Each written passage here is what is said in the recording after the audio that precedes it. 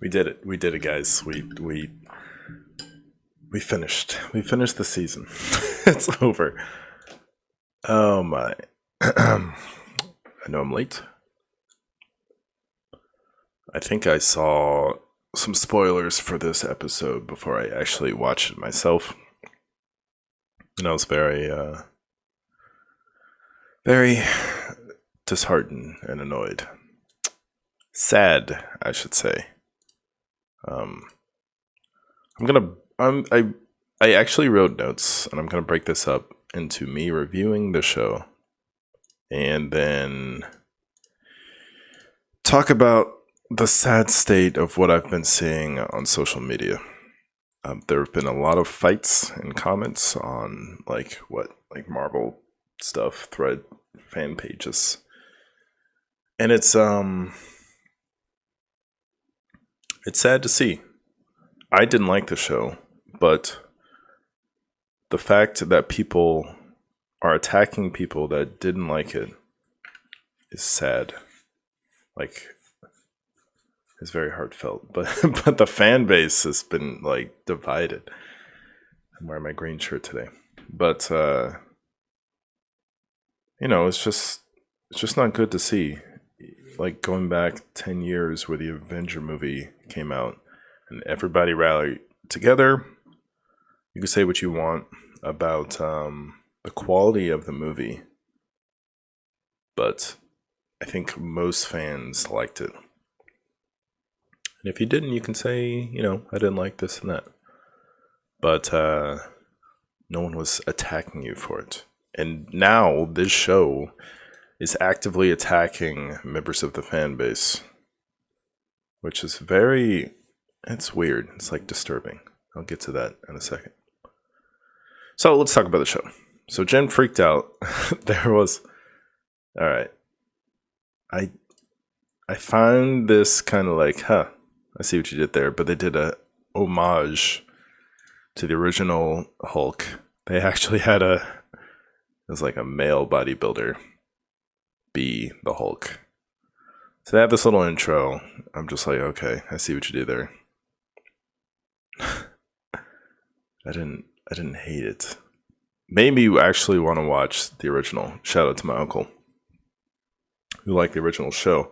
I've never seen it, but I'm a huge like bodybuilding fan, and I was like, yes, Lou Ferrigno as the Hulk, and it just like became a different person.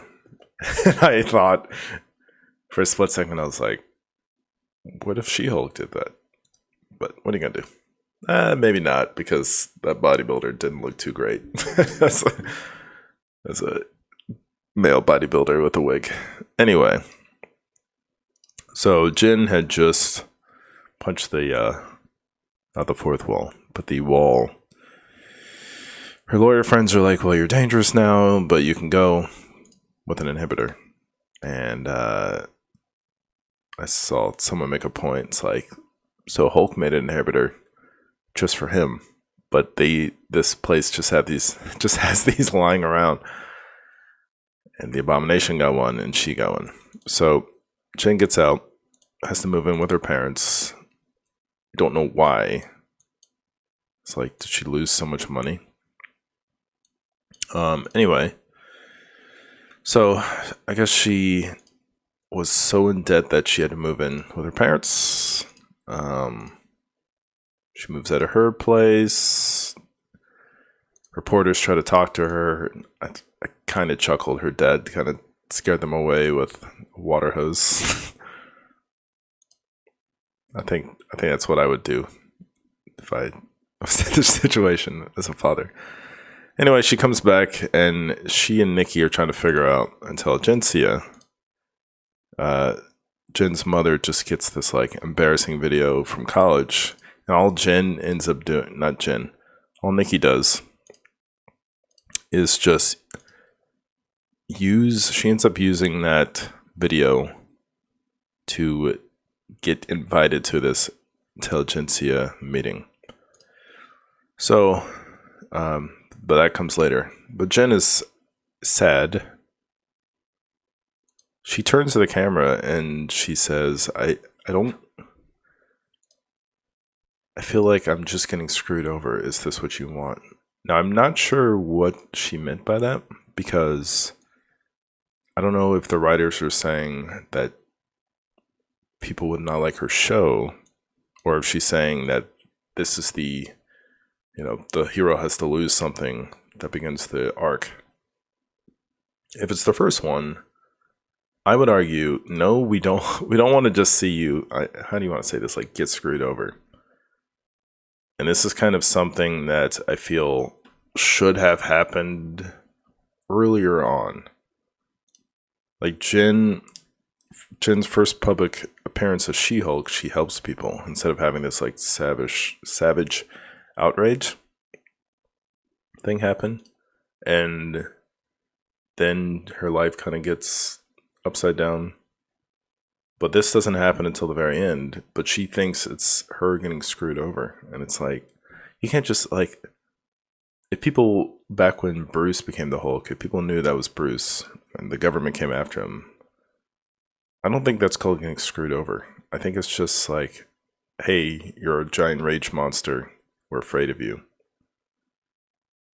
If it's her addressing the fans, it's like, no, we don't want to just see you struggle for the sake of struggling. We want to see you go through something that helps you relate to the person. That's what stories do. So, side note, Jin's terrible male co-worker is talking trash with her on the news.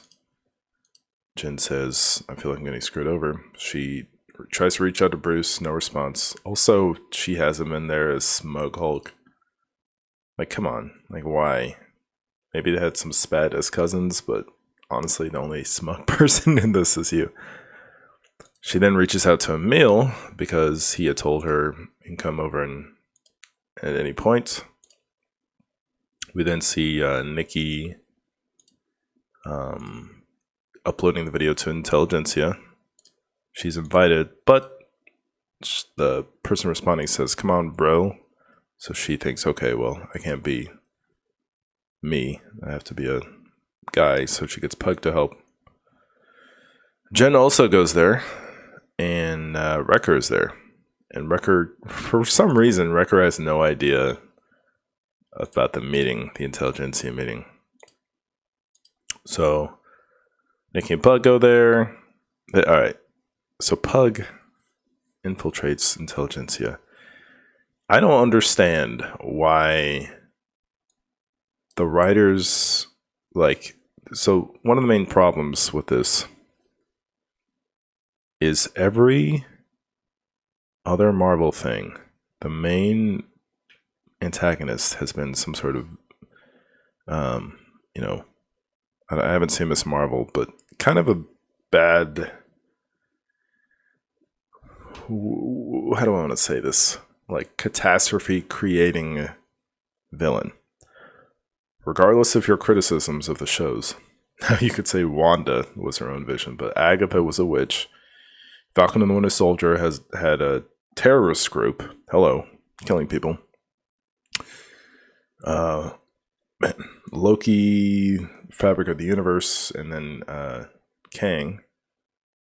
The universe was getting destroyed almost.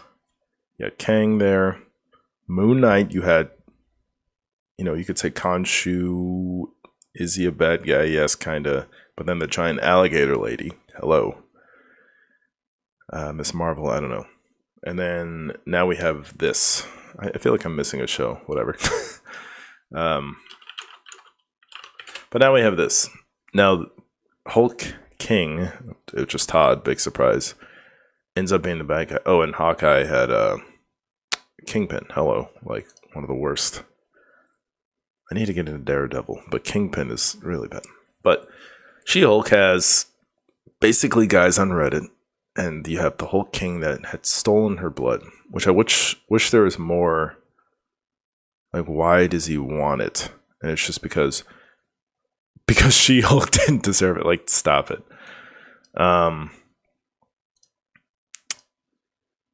Like, that, it's pretty weak that this is the main villain. And you could tell You can tell they're going out of pieces of the audience, but why? I don't understand this mentality of this, especially this show, of we're going to go after any percentage of the fan base. We're going to go after them just to get at them. Because let me tell you what's happened. I don't care what side you fall on. Let's say it's 50-50. You have split the fan base right down the middle. Is that a good thing? Is that a good thing? I have never seen anything, like nothing in Marvel has addressed the fans at all up until the show. But now you're addressing them and antagonizing them, making them villains. This is when I know our society's going down, because you have social media comments like, ha, you're part of Intelligencia. You're just the guys that the show's talking about. I'm like, why are you being so mean to them? What happened to decency? What happened to the customer is always right? And I feel like it is because of this worldview where one side, well, both sides, now they don't like each other. But this shows me, let's go from the top down. You have this show, you have people that like it, but both of those sides are attacking another group of people. So you have the show insulting, let's say, half of the fans. You have the other half of the fans insulting half of the other fans. But these fans are saying, this is why I don't like this show, point A, B, C, D. This show is like, haha, we don't like you. That other side of the fans is like, haha, you're dumb because this show made fun of you. Like, what? Like, what happened to the customer is always right? What happened in the Madden? The Madden formula was just like, what? Like, what do our fans like? A Madden football game. What should we give them next year? Let's give them a Madden football game. Why? Because they like it. And you can appeal, like, they're like, well, we're trying to appeal to what? More, I guess you can say feminine fan base. I'm like, okay, well, why do you have to make men so dumb? And why do you have to literally have all this insert of this Intelligencia Reddit guys be that people? And then Tatiana Maslany came out saying, haha, it was a big F you to the fans. Like, what are you doing? Because we're paying your paycheck. Like, they need to be careful. I'll talk about that later. But anyway, so Pug gets in. I took a huge sidestep. Pug gets in there. There's an argument happening, and this guy is saying he's going to go on about Jane Foster, saying, Lady Thor didn't like her. Not because she's a woman, I'd have the same criticism if she's a man. I didn't know how I would feel about Jane.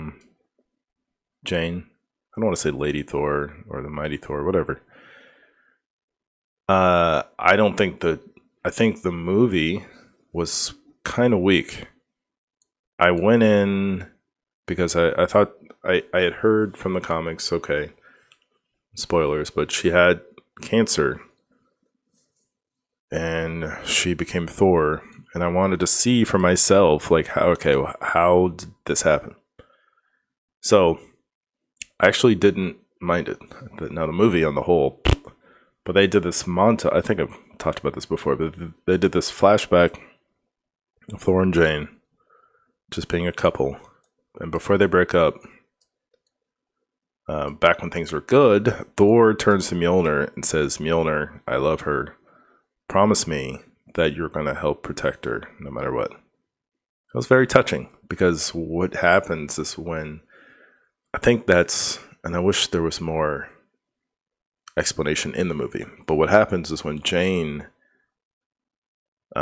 she doesn't know that happened, but she goes to New Asgard to see if Mjolnir will help her. And I feel like it's because Mjolnir knew that it had to take care of her is why she got the powers. Now, the sad part is, like, she has cancer, like, terminal stage. And Jane using Mjolnir speeds up the cancer process because it's like pulling her life force out. And there's a moment at the end where Thor and Gore are fighting, and Thor tells Jane, stay here for any chance of you living. But Jane takes a Mjolnir anyway, just to help Thor out. And it just speeds up her death.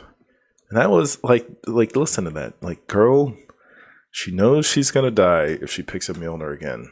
And she does it anyway to help Thor because she loves him. Like, that's so touching. Now, in universe, in the show, I don't know how much people knew about Jane because I don't know. It's like, well, I guess it's the internet, but I don't know how fast the word will get out. Like, oh, another Thor showed up to, but she helped children get out.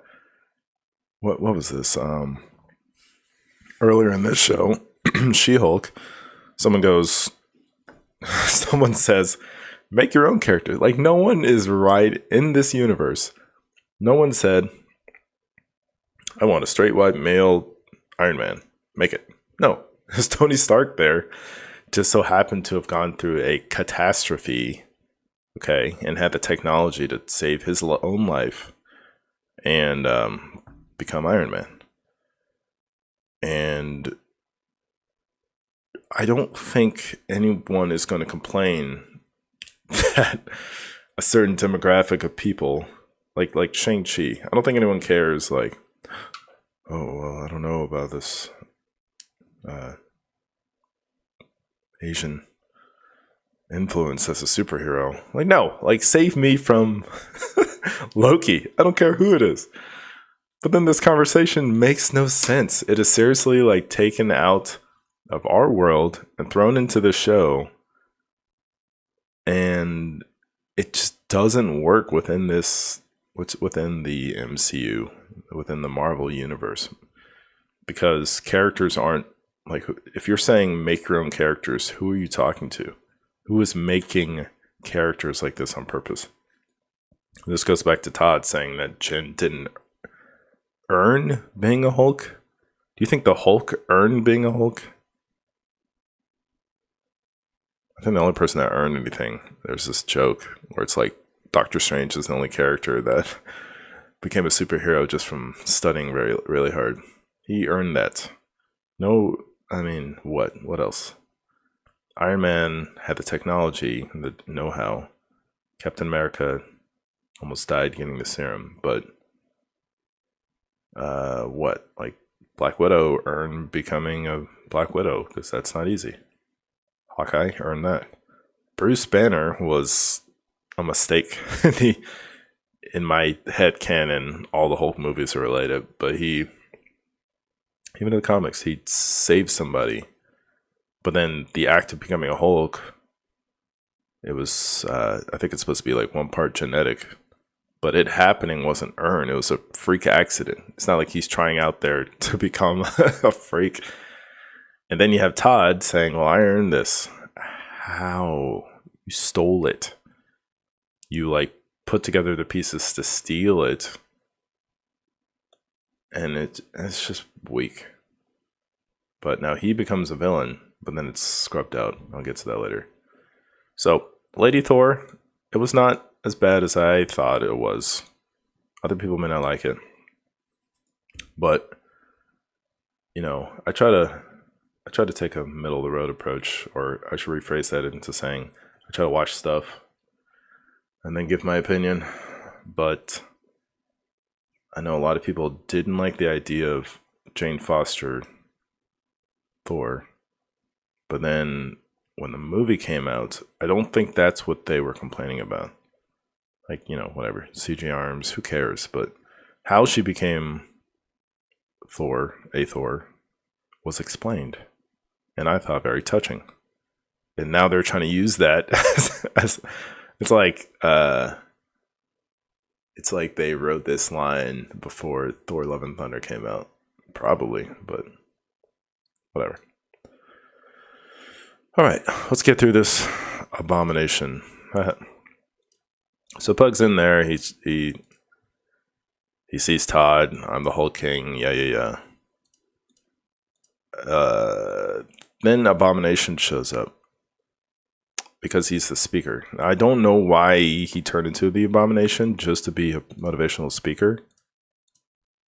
And he just says, I do speaking engagements as the Abomination. Why? Like his little slogan is "Seize your true power." I don't need to be an Abomination to do that, do I? It's weird, and these guys are cheering, and this seems like something completely unrelated to Intelligencia. Like it's a little, all the posters are Tim Roth, but why is he Abomination? And this seems like a mockery of the self-help sphere, which I think is shameful. Like, I don't care what gender it is. If someone's trying to better themselves, like, why is that a joke? I mean, I don't know. If you think your life is pitiful and everyone should feel the same, and you look down on people trying to self-help, then you got problems. But I don't know, this part's weird. And then Jin shows up, and then Abomination shrinks down, but the clothes stay the same. Maybe he had the same tailor. So Abomination's trying to say, listen, I just do this for speaking engagements. Todd says, well, I stole the blood. Now I earned this. I'm going to get my own superpowers. It looks awful. It's like The Mask. It just reminds me of The Mask. Okay. Titania shows up somehow. Like, how did she even know about this place? And then Bruce shows up. He starts fighting. Abomination saves Jin from Todd. Bruce shows up. Not sure why. Fights Abomination because he sees Jin being held by the Abomination. What a mess. And then we all know what happens. Jin breaks out of her own show, goes to the Hollywood writers, says she doesn't like everything. They say, well, you got to talk to Kevin. When I saw the Kevin with like the periods, I was like, oh yeah? What's going to happen here? I know you're talking about, if I didn't have closed caption, I know you're talking about Kevin Feige. So she's going to go talk to Kevin about this. She walks up to, she walks past security guards and beats them up. Like, now she's in our world. Like, now she's hurting innocent people. Seriously slams this guy's head against the wall. Like, people think this is funny? What? Like, oh, stuff's happening. I think there's a guy on YouTube, Grizzly. I think it's described as, I don't know, how do I want to say this nicely? Apologists for MCU laughing at this stuff. And I'm like, I don't get it. Like, now, like, she's beating up people trying to do their job. She has this long, drawn-out conversation with Kevin. And I don't, like, she's poking fun at Marvel movies all ending the same way. I know there's that joke because of characters always finding another version of themselves. But she then just goes in and says, take out, you know, the Todd plot line. Take out the Wrecking Crew's there. I didn't even notice that. Take out Todd getting the stuff. Take out Bruce coming to help. Take out Blonsky being the Abomination. Bring back Daredevil. And that's it. Now, keep in mind, now Deadpool coming into the MCU, which I don't think they're going to do. I feel like they're going to, especially since it's rated R, I think they're going to keep it separate. I know the X-Men are kind of there, but they haven't even come over to the MCU yet. I think we're going to have an MCU version of the X-Men that's not related to what we've seen. But all this stuff happens, and it's canon now.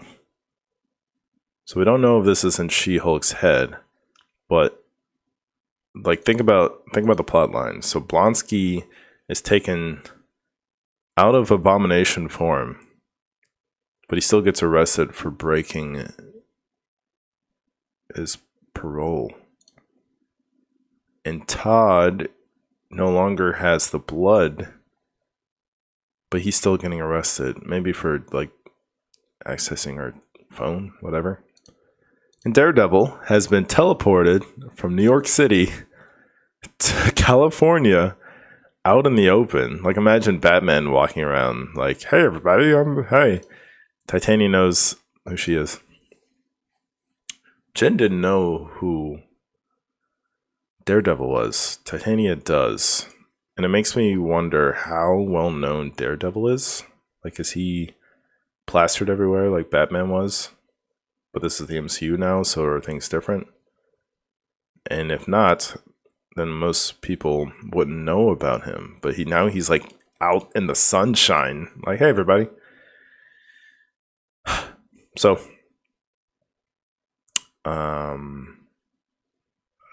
poor Matt Murdock is forced to be Jin's boyfriend at an awkward family gathering. Matt's getting asked about how much he makes, which is weird, and getting hit on by Jin's aunt, which is weird. Also, and so Bruce shows up with a sun scar, but like they're Bruce and Scar are like, you have to like turn, like they're in a different scene and they don't interact with any other people. So it's like I'm staring at a green screen. And Scar sneaks up behind him. And everyone's like, yay, Planet Hulk is coming. And I'm like, you kind of had your chance. Like, Planet Hulk is kind of what Ragnarok was, but off screen. But now you're telling me, and I don't know how old is Scar? Time goes faster on Sakaar, maybe? So I don't know how old Scar is supposed to be. I don't know. Help me out in the comments if you care to tell me. But this is how you introduce Scar to get hype for some sort of Planet Hulk. But the Planet Hulk was like the Savage Hulk. So now people are saying, well, he's going to go back to Savage Hulk and then we're going to get Planet Hulk. Like, you got to go back? Like, how is he going to turn to Savage Hulk and then you're going to go back with Scar? I think the mother of Scar died in the comics. So all that happened off screen, and the introduction is in a small little MCU show. Like, I don't know about small, because I know, unfortunately, the MCU knows that they got people by the horns, and they're gonna force them to watch. People are like walking up to Bruce like they're gonna touch him. Like, that never happens. And then it's the end, and Jin says, I'm gonna work as both Jin and She-Hulk.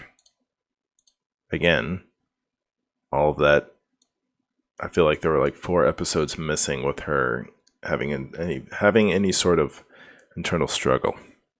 And then in credits scene, Wong and Blonsky. Wong like breaks Blonsky out again for some reason. I didn't catch this, but Blonsky says you've been in too many shows. I don't know if that meant him watching shows. Yeah, I think it did. All right, that's it. All right. I wanted to talk about the people defending this. No, not defending it, but attacking other people as a form of defense. Because I guess if you criticize the show, you're hurting their ego. So let's run down some things. People say don't watch it. Let me tell you something. We're in the MCU, if you were to not watch this, now people have this mentality that, well, I'm obviously going to miss something out of the movies if I don't watch this, which is understandable because look what happened with WandaVision. You had like if no one watched WandaVision, they wouldn't understand why Wanda was the bad guy in the Doctor Strange movie. Okay, so we're in it, and we're Marvel fans. Like, I'm a fan. I didn't read the comics, okay, but I'm a fan of all this stuff, like the Hulk. I have a little Hulk encyclopedia, which let me kind of get a condensed version of Hulk history. So I knew about She-Hulk, and I'm like, okay, let's see what they're going to do. And they keep baiting us with Daredevil, but you tell us not to watch it. Like, this is our baby that we've been carrying since 2008. All your ticket sales, all your merchandise, all your TV shows. So now you're telling those people, just don't watch this one. Just don't watch this one. You don't like it? Don't watch it. We're watching it to see if it gets better. And it's part of this bigger universe. And then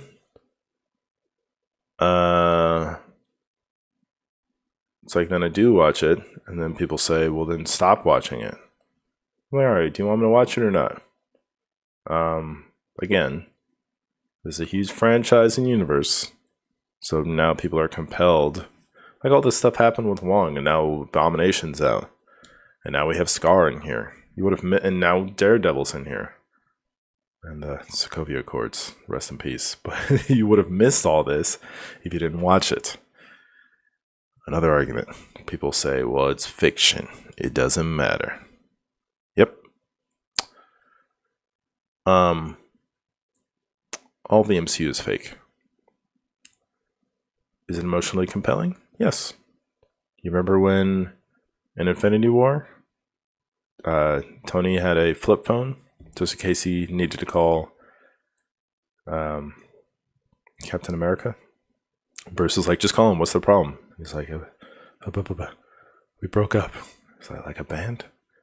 And then in Endgame, they finally meet, and they like are like, whatever it takes. They look at each other like, it hits you right in the feels. But it's fiction, so whatever. Works of fiction can be emotionally impactful. They can inspire you to do stuff. You can either get the inspiration from real life or fiction. Like, why would it matter? We need, like, stories. They're part of our culture to build us up. Heroes. They can be a real life hero or a superhero. You can even lump religion in there. I don't care what you believe, but these are stories that inspire us. But you just say, so it's fake, so it doesn't matter. I don't know about that. Because for the entirety of human history, like legends, like Hercules, mythology, that all ties into who we are. But you just want to tear it down because it doesn't matter. What are we left with? Real life is hard enough. Dropping my pen. Real life is hard enough, okay? Let us have something.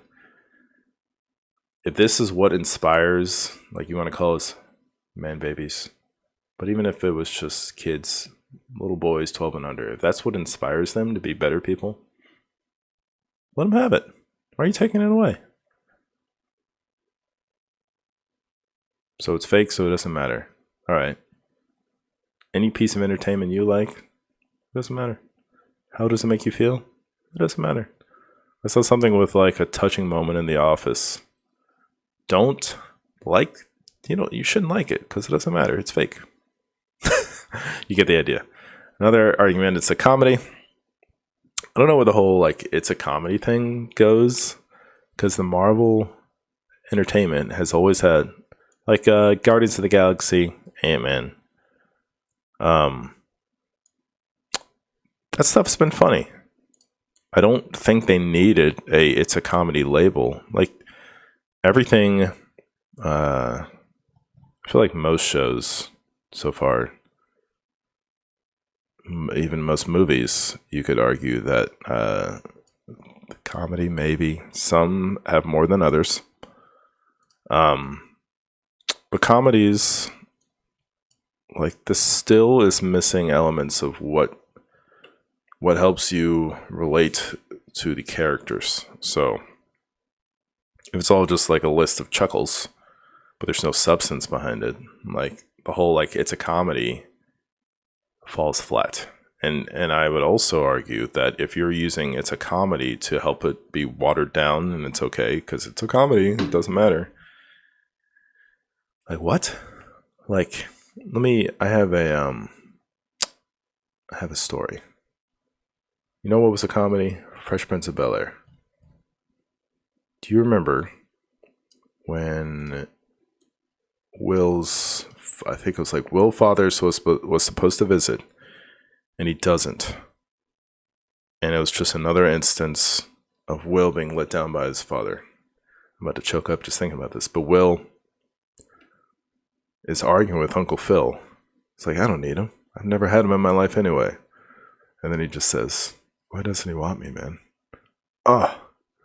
And they hug. But it's a comedy. Who cares? It's a comedy. Do you get it? You get it? Okay.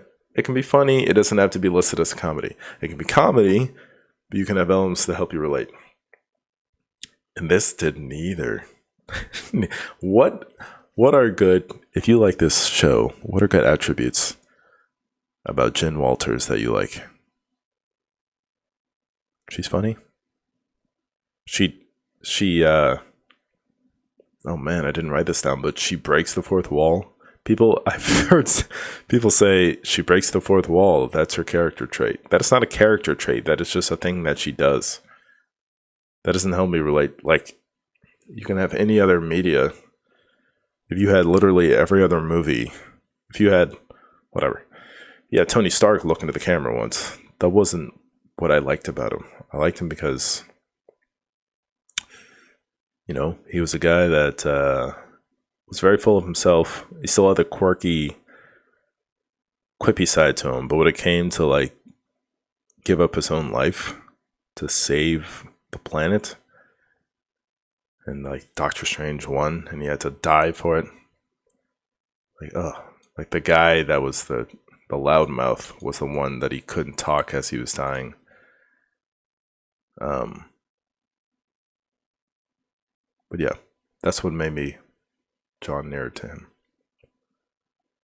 But Jen, she talks to this camera. Character trait. I can't. Next, Jins Arc. I'm not sure what it was. So there's this continual. She had to learn how to be the Hulk and Jin, but then it would like skip. She would say, "I want to go back to my normal life. I have to fight Titania." And then she's getting praised for being the She-Hulk. Then when the wedding episode came around, she just shows up. I didn't even know. I only knew from the trailers, but I didn't know she was going to show up as the She-Hulk.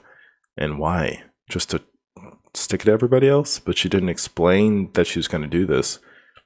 But then she was hurt that she had, like, we're supposed to sympathize that she's taking away attention from the bride.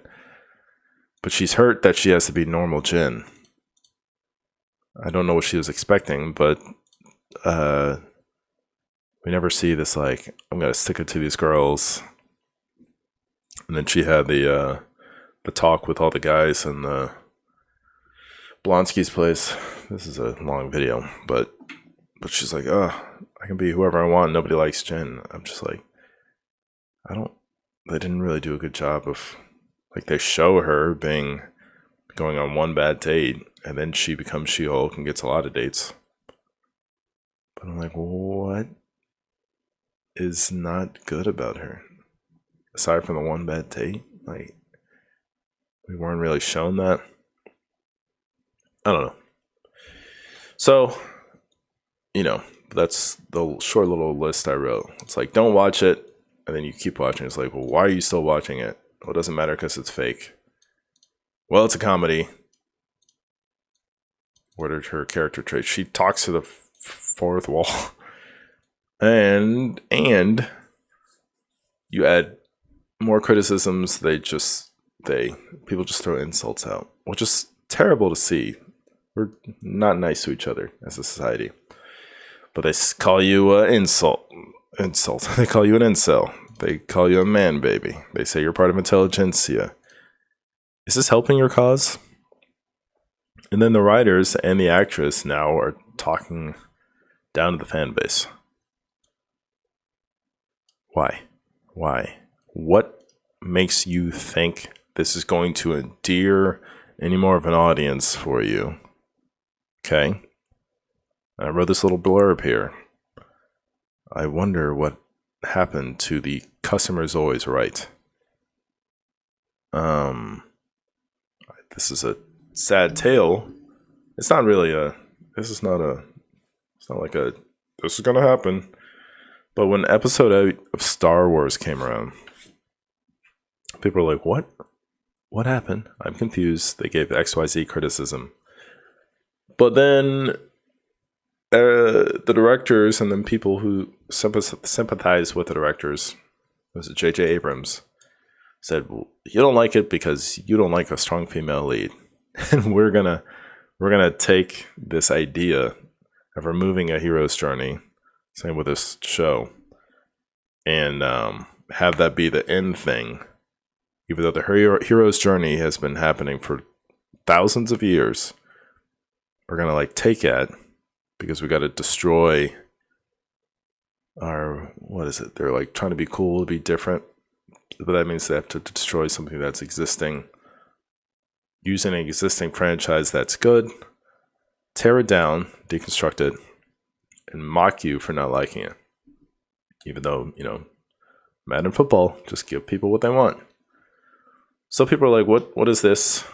JJ and the gang put people down. And unfortunately, Solo, the next movie, was heavily boycotted, losing Star Wars $50 million, which no Star Wars thing had ever lost money. And that's this is gonna be that.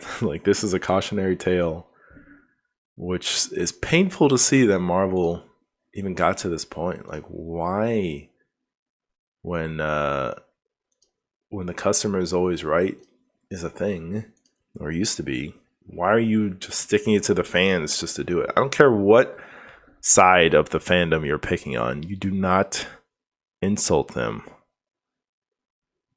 What